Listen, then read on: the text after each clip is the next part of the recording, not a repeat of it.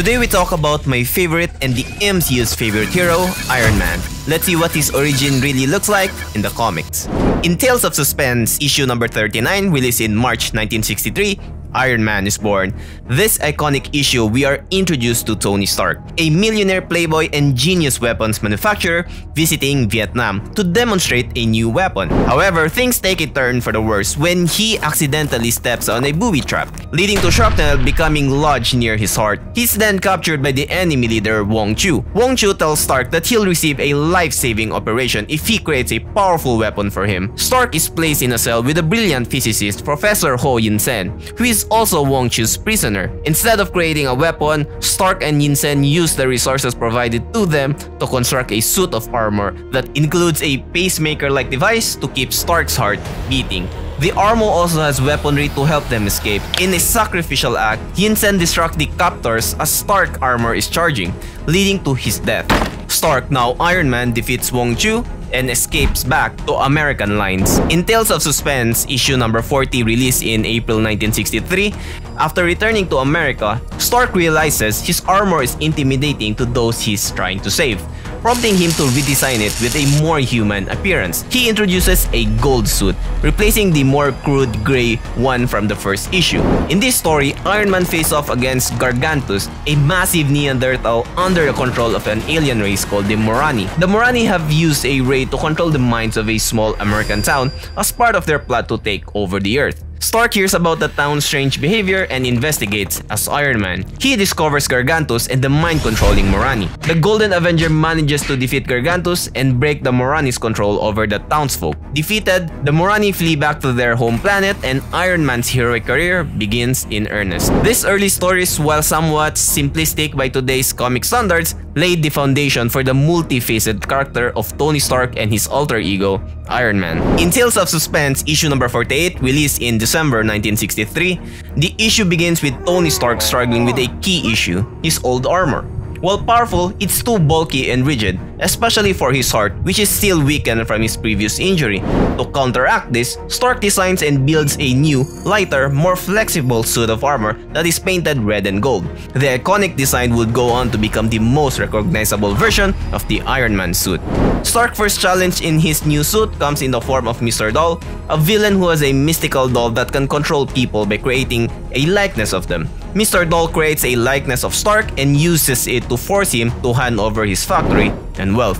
At first, Stark struggles against Mr. Doll's power, but he eventually realizes that the new Iron Man suit, which is increased flexibility and improved transistor power tech, can be used to his advantage. He manages to tune his armor transistors to the same frequency as the mystical energies of Mr. Doll's doll. Iron Man tracks down Mr. Doll and manages to free him from the villain's control by using his armor tech to scramble the energy of the doll.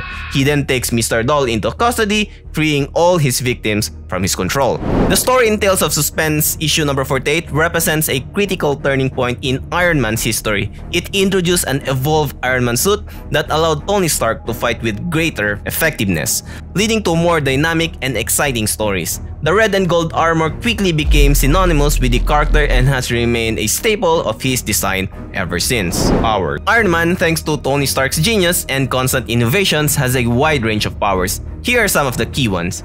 Superhuman strength. Iron Man suits provide him with superhuman strength. For instance, the Extremist armor allowed him to lift massive weights and even go toe-to-toe with superhumanly strong opponents like Thor and the Hulk. Flight. The Iron Man suit are equipped with a jet boost and repulsor tech in the palm that allow Tony to fly at supersonic speeds.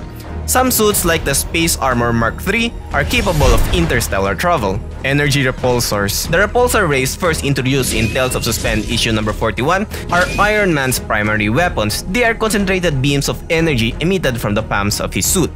Unibeam. The Unibeam is a more powerful version of the repulsor ray, projected from the chest piece of the armor. It's capable of immense destructive power, defensive powers. Iron Man's suits are made of highly resistant materials, protecting Tony from most type of damage. The force field introduced in the Model Prime armor adds another level of defense. Regenerative systems. The Bleeding Edge and Model 51 armors feature regenerative capabilities, enabling the suit to repair themselves. Various gadgets and weapons. Tony Stark has constantly added different functionalities to his suits, including smart missiles, lasers, EMPs, and more. Suit materialization. With the Bleeding Edge and Model Prime armors, the suit can be stored inside Stark's body and materialize when needed. These are just some of the powers and capabilities Iron Man has demonstrated throughout his history. Tony Stark's innovative genius keeps pushing the boundaries of what his suits can do, reflecting the evolving technological landscape. AI system. Stark's armor are equipped with advanced AI systems like Jarvis and Friday, which help him control the armor and access databases or hack into computer systems. Extremist enhancement. After injecting himself with the Extremist virus, Stark gained the ability to interface with technology directly, making the control of his suit almost an extension of his own body. Technopathy. With the Extremist and Bleeding Edge armors, Stark can control his suit with his own mind, as well as control and manipulate other forms of technology. Enemy. Iron Man has had a long list of enemies throughout his comic book history.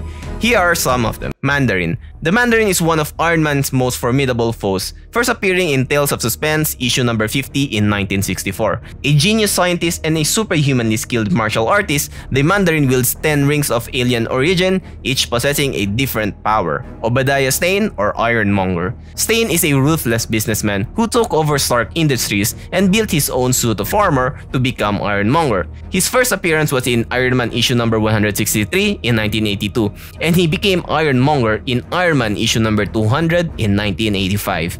Whiplash.